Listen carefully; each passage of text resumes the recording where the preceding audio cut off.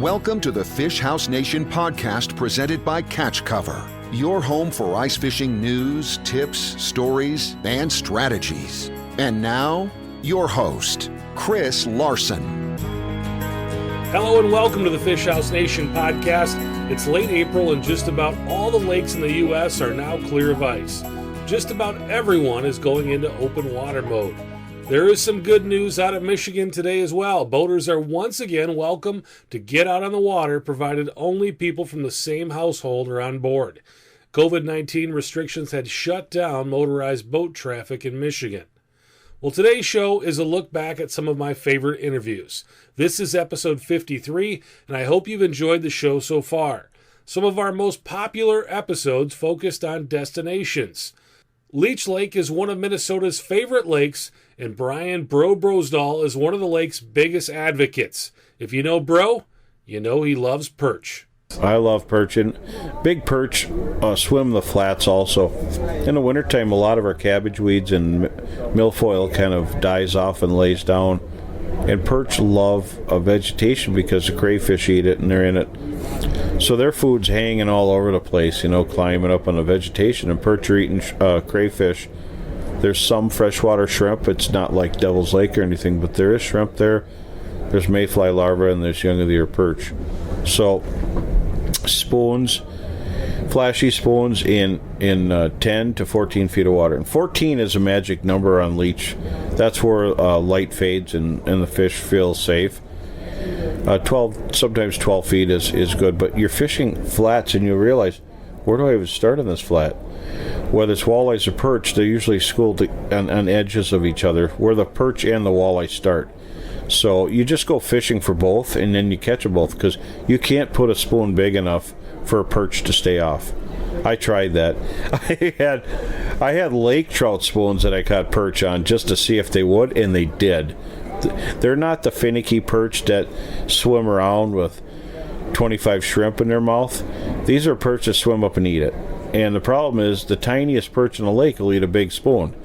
So it's a lot of perch sorting, but you catch walleyes and perch mixed together.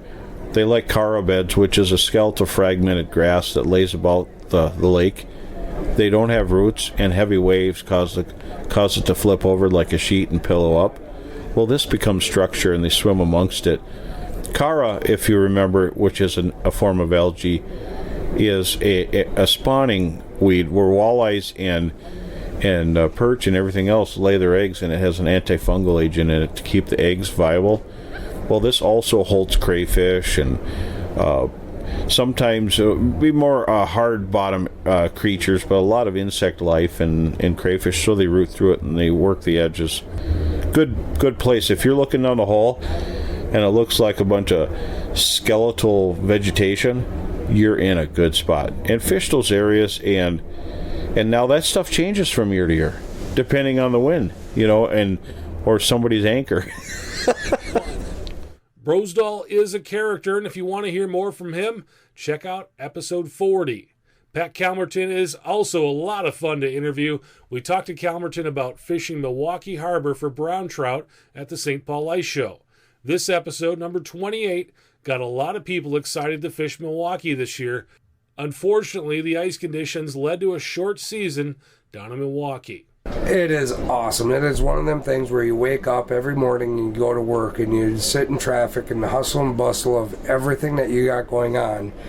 And then all of a sudden you get that one day off or that couple hours off, and you can go down and sit right downtown Milwaukee, the skyscrapers in the background, and the seagulls going crazy because there's still open water out on the lake because that lake never freezes. It's just a big slush puppy. So those waves are crashing against the rocks and the seagulls are going, and it's almost like the sounds of the summer. You also have the sounds of the busy life of the honking the horns and traffic and all that other stuff, but yet you have the scenery that you're not going to have very many places in this country, and then you have a world-class fishery on top of it. Every time that either that flag goes up, that rod gets bent, whatever the case may be, you have an ample opportunity to put a fish of a lifetime on the ice. You're going anywhere from, a 15-pound steelhead Not out of the question.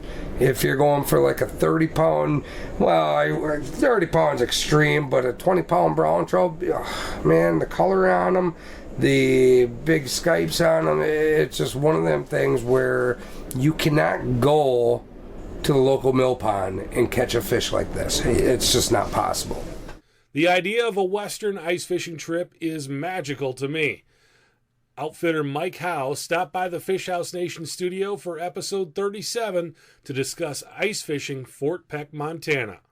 It's like 2,000 miles of shoreline because of all the bays and points, and it's one of the largest impoundments on the Missouri River.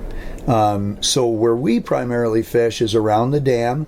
If anyone has watched any Jason Mitchell programs, you've seen him fish just slivers of Fort Peck, and it seems like he's just in the middle of nowhere, because he is.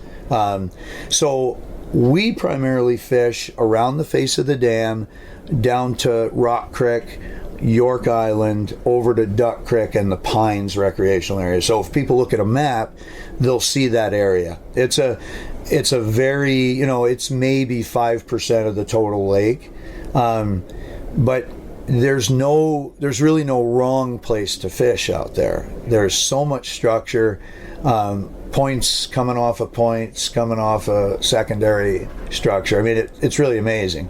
You have to discipline yourself and say, I'm just going to pick this spot, because I could just drive around all day going, wow, this spot is awesome. This spot is even awesomer, if that's a word. Lots of awesome spots out there. What are we targeting on Fort Peck? Yep. So Fort Peck is probably best known for walleye to open water anglers.